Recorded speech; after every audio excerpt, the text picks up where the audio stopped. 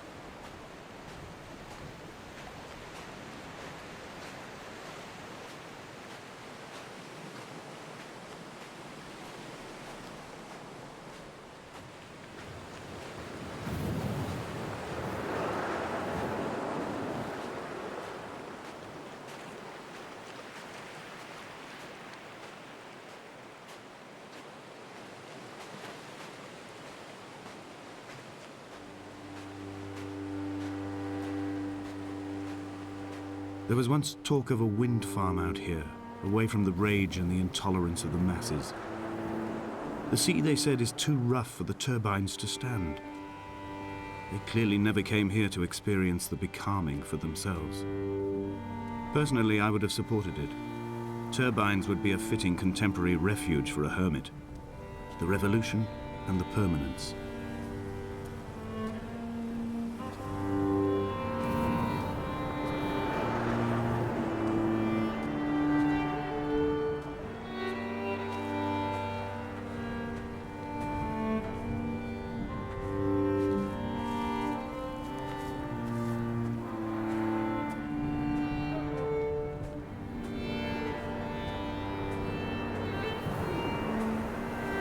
A wonderful sight. The moon cresting the junction between the cliff path and the stone circle. It cast a shadow of the ridge across the beach, all the world as if you had signed your name in untidy handwriting.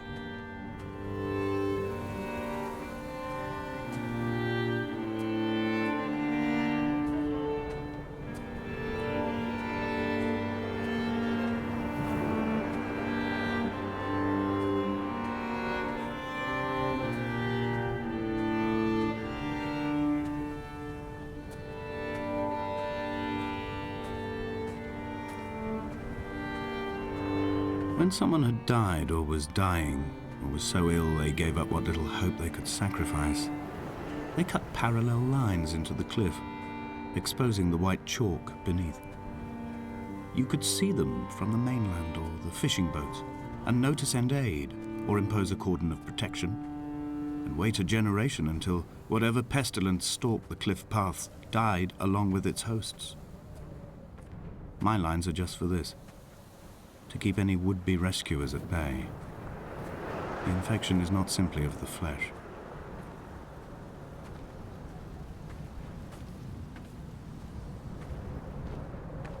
I quote directly, "A motley lot with little to recommend them.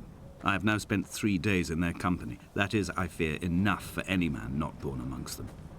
Despite their tedious inclination to quote scripture, they seem to me the most God-forsaken of all the inhabitants of the Outer Isles.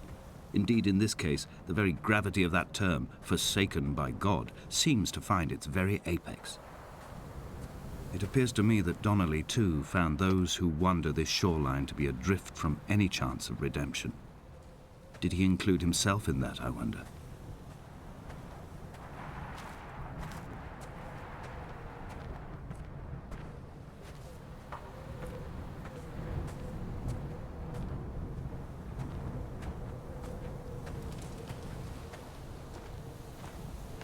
Dear Esther, I met Paul. I made my own little pilgrimage. My Damascus, a small semi-detached on the outskirts of Wolverhampton. We drank coffee in his kitchen and tried to connect to one another. Although he knew I hadn't come in search of an apology, reason or retribution, he still spiraled in panic, thrown high and lucid by his own dented bonnet. Responsibility had made him old. Like us, he'd already passed beyond any conceivable boundary of life. I find myself increasingly unable to find that point where the hermit ends and Paul and I begin. We are woven into a sodden blanket, stuffed into the bottom of a boat to stop the leak and hold back the ocean. My neck aches from staring up at the aerial. It mirrors the dull throb in my gut where I am sure I've begun to form another stone. In my dreams, it forms into a perfect representation of Lot's wife, head over her shoulder, staring along the motorway at the approaching traffic in a vacuum of fatalistic calm.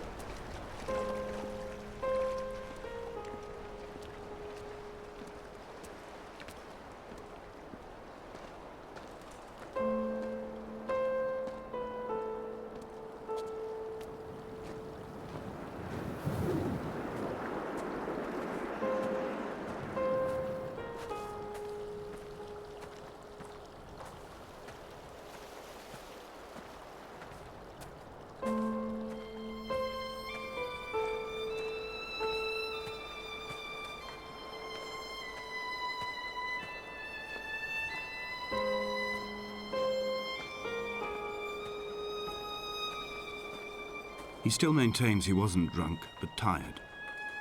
I can't make the judgment or the distinction anymore. I was drunk when I landed here, and tired too. I walked up the cliff path in near darkness and camped in the bay where the trawler lies beached. It was only at dawn that I saw the bothy and decided to make my temporary lodgings there. I was expecting just the aerial and a transmitter stashed in a weatherproof box somewhere on the mount. It had an air of uneasy permanence to it. Like all the other buildings here, erosion seems to have evaded it completely.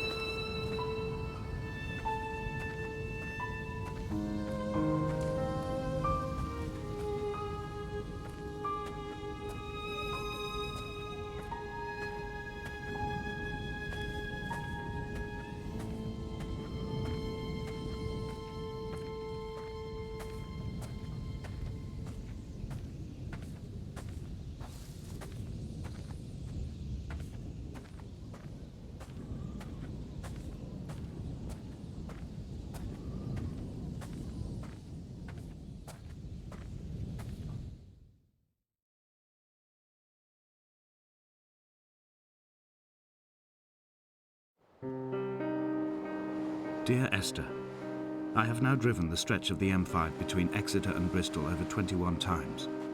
But although I have all the reports and all the witnesses, and have cross-referenced them within a millimetre using my Ordnance Survey maps, I simply cannot find the location. You'd think there would be marks to serve as some evidence. It's somewhere between the turn-off for Sanford and the welcome brake services, but although I can always see it in my rear-view mirror, I have as yet been unable to pull ashore.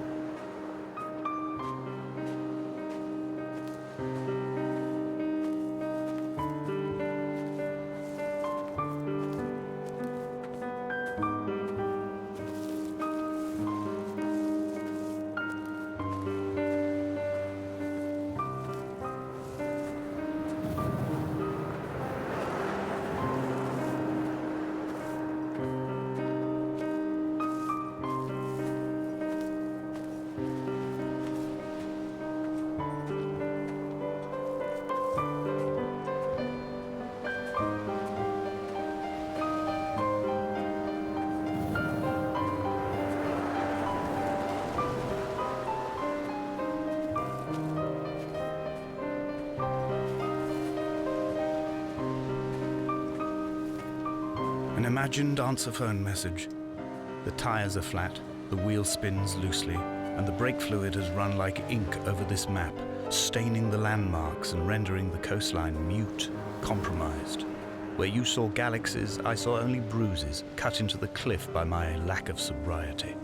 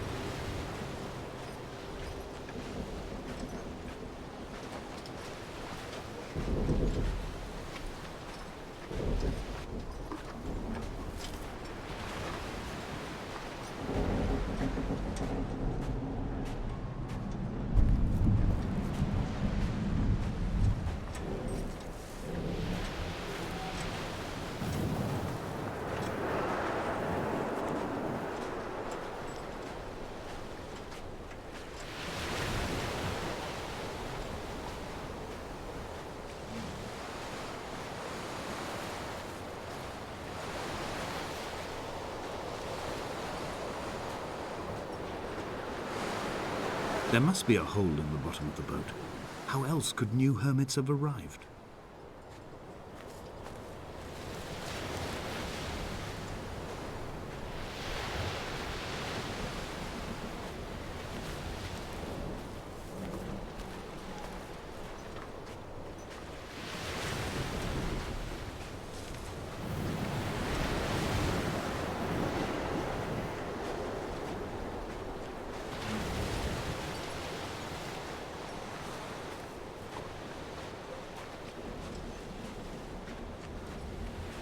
I had kidney stones and you visited me in the hospital.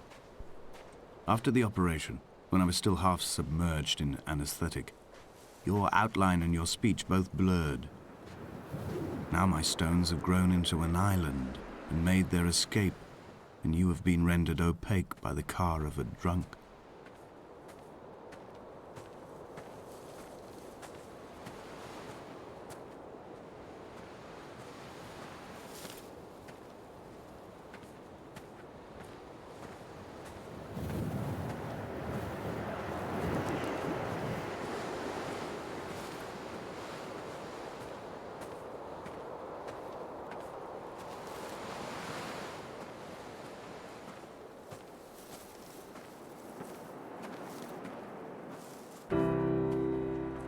I've begun my ascent on the windless slope of the western side.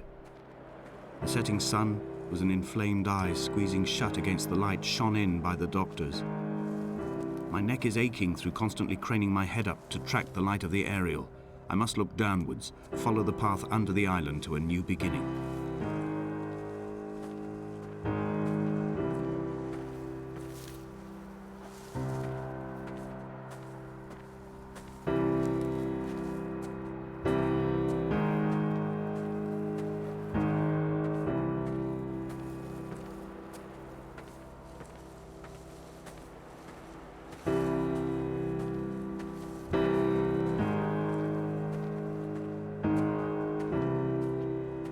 The bothy was constructed originally in the early 1700s. By then, shepherding had formalized into a career. The first habitual shepherd was a man called Jakobsen, from a lineage of migratory Scandinavians. He was not considered a man of breeding by the mainlanders. He came here every summer whilst building the bothy, hoping eventually that becoming a man of property would secure him a wife and a lineage. Donnelly records that it did not work. He caught some disease from his malcontented goats and died 2 years after completing it. There was no one to carve white lines into the cliff for him either.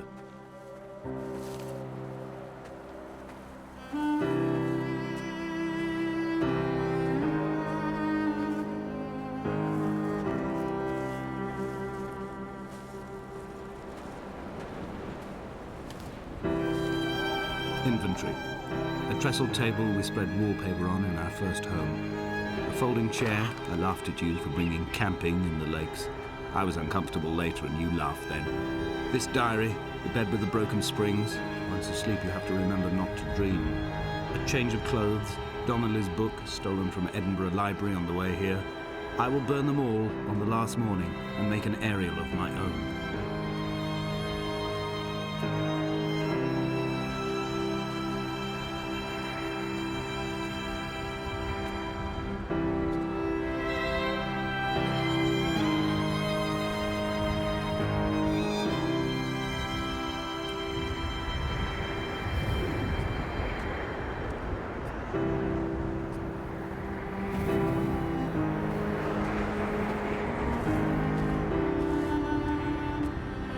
In a footnote, the editor comments that at this point, Donnelly was going insane as syphilis tore through his system like a drunk driver.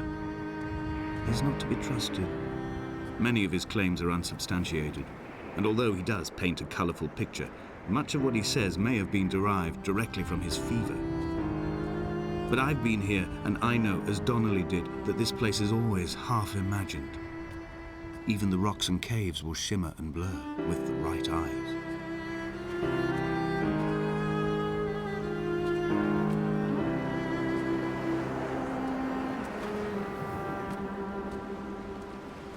They found Jakobsen in early spring.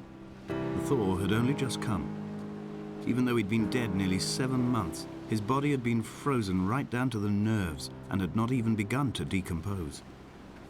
He'd struggled halfway down the cliff path, perhaps looking for some lost goat, or perhaps in a delirium, and expired, curled into a claw right under the winter moon. Even the animals shunned his corpse. The mainlanders thought to bring it home unlucky. Donnelly claims they dragged it to the caves to thaw out and rot, but he is proving an unreliable witness.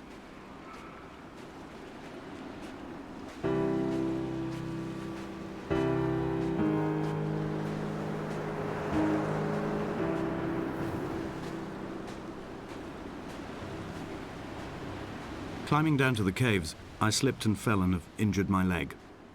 I think the femur is broken. It is clearly infected. The skin has turned a bright, tight pink, and the pain is crashing in on waves, winter tides against my shoreline, drowning out the ache of my stones. I struggled back to the bothy to rest, but it has become clear that there is only one way this is likely to end. The medical supplies I looted from the trawler have suddenly found their purpose. They will keep me lucid for my final ascent.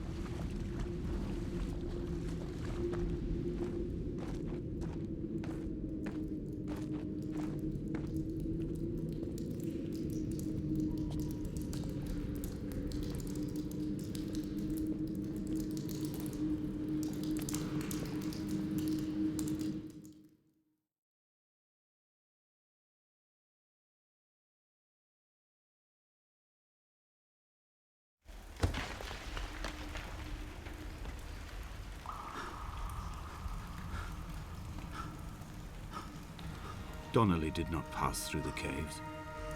From here on in, his guidance, unreliable as it is gone from me. I understand now that it is between the two of us, and whatever correspondence can be drawn from the wet rocks.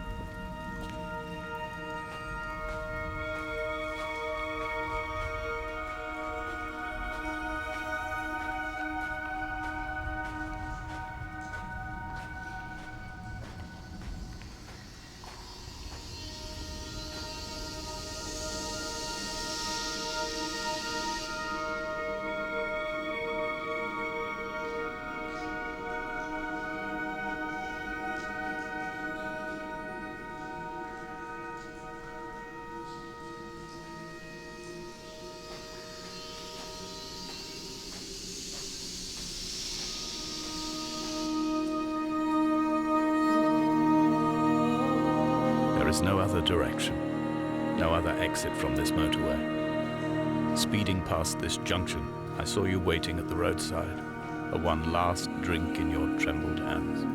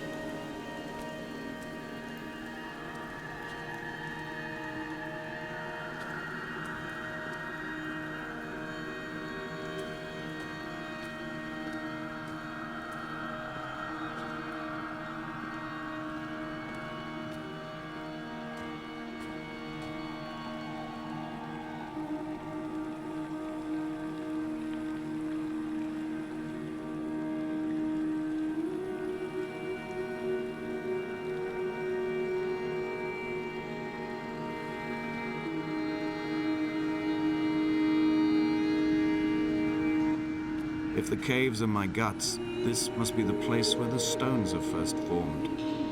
The bacteria phosphoresce and rise, singing through the tunnels.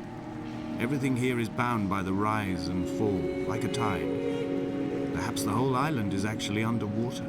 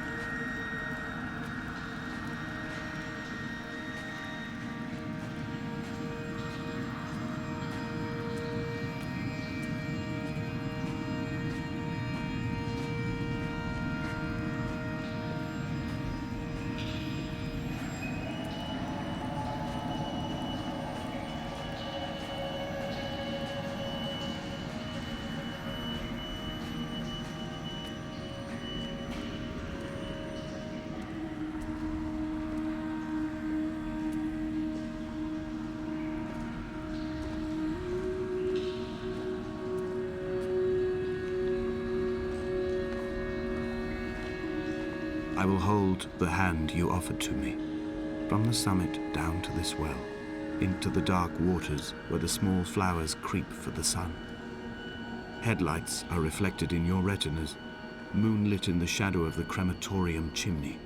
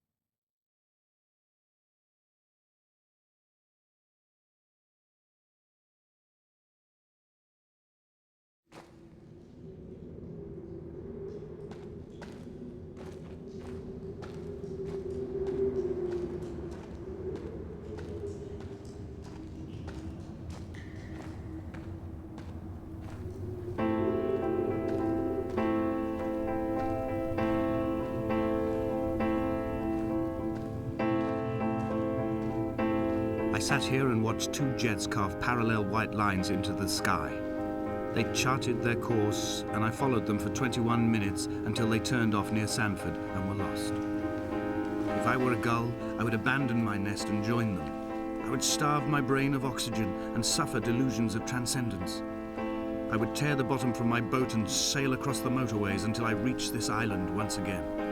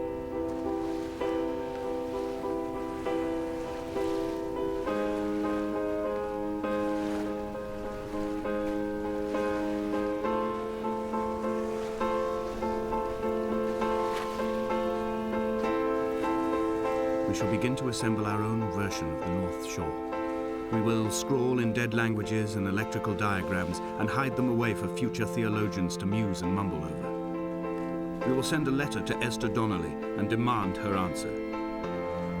We will mix the paint with ashes and tarmac and the glow from our infections. We will paint a moon over the Sanford Junction and blue lights falling like stars along the hard shoulder.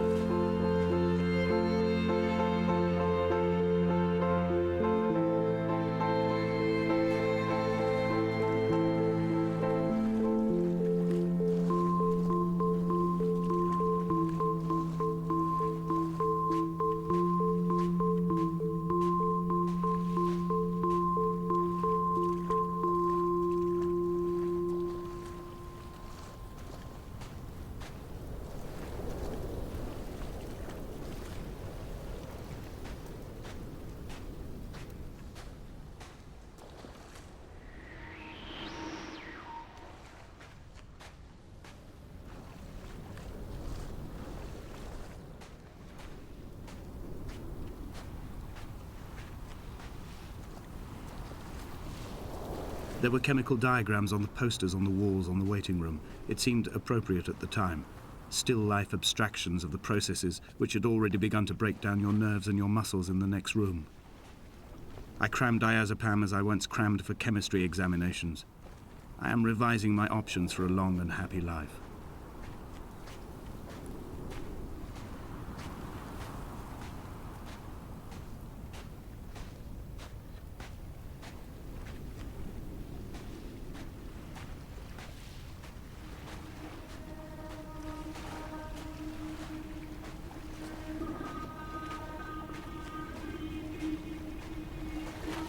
From here, I can see my armada. I collected all the letters I'd ever meant to send to you, if I'd have ever made it to the mainland, but had instead collected at the bottom of my rucksack, and I spread them out along the lost beach. Then I took each and every one, and I folded them into boats. I folded you into the creases, and then, as the sun was setting, I set the fleet to sail. Shattered into 21 pieces, I consigned you to the Atlantic, and I sat here until I'd watched all of you sink.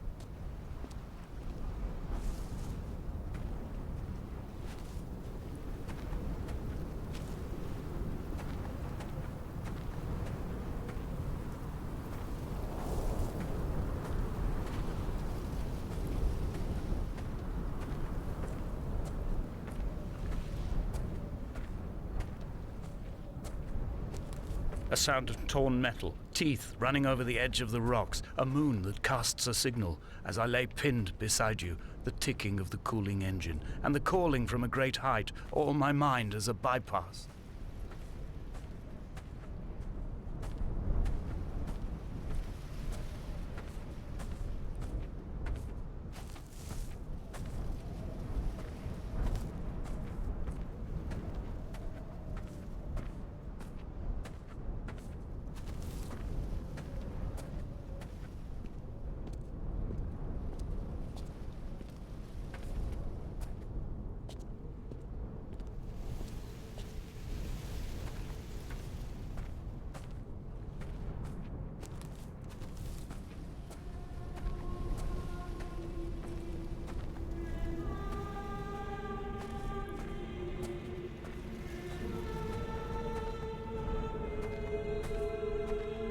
I've begun my voyage in a paper boat without a bottom. I will fly to the moon in it. I've been folded along a crease in time, a weakness in the sheet of life. Now you've settled on the opposite side of the paper to me. I can see your traces in the ink that soaks through the fiber, the pulped vegetation. When we become waterlogged and the cage disintegrates, we will intermingle. When this paper aeroplane leaves the cliff edge and carves parallel vapor trails in the dark, we will come together.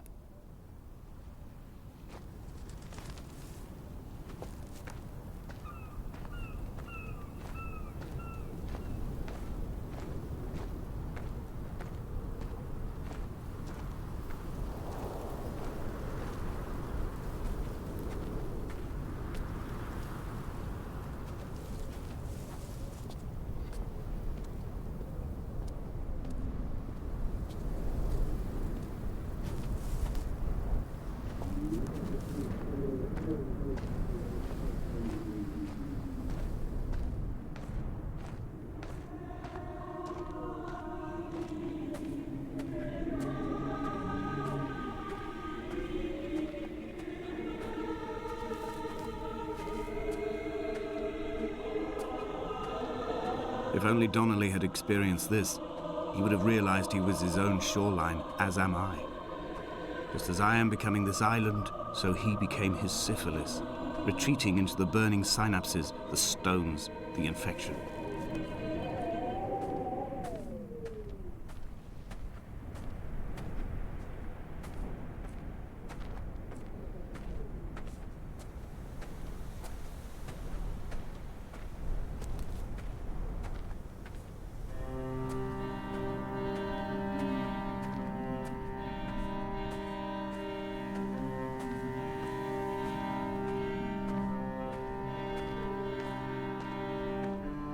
Returning to my car afterwards, hands still shaking, and a head split open by the impact.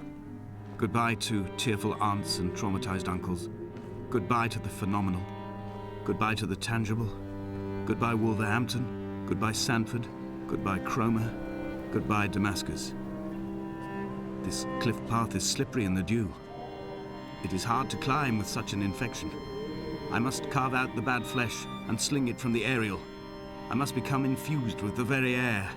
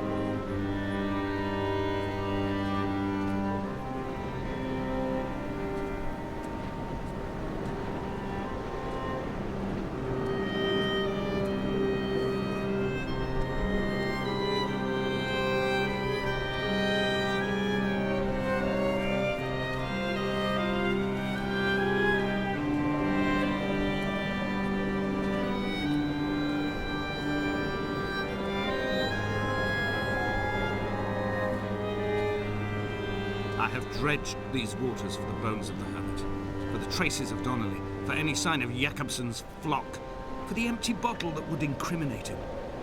I have scoured this stretch of motorway 21 times, attempting to recreate his trajectory, the point when his heart stopped dead and all he saw was the moon over the Sanford Junction. He was not drunk, Esther. He was not drunk at all, and it was not his fault. It was the converging lines that doomed him. This is not a recorded natural condition. The gulls do not fly so low over the motorway and cause him to swerve. The paint scored away from his car in lines like an infection, making directly for the heart.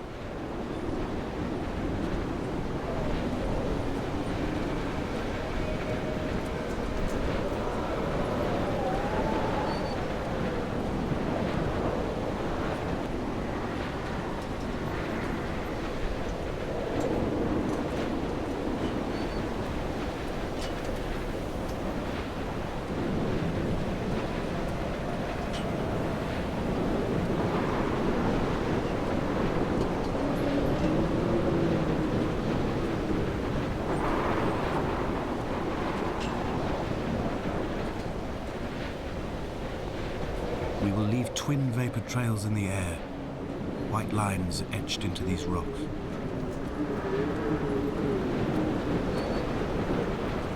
Dear Esther, I have burned the cliffs of Damascus. I have drunk deep of it. My heart is my leg, and a black line etched on the paper all along this boat without a bottom. You are all the world like a nest to me. Eggs unbroken form like fossils, come together, send small black flowers to the air. From this infection, hope. From this island, flight. From this grief, love.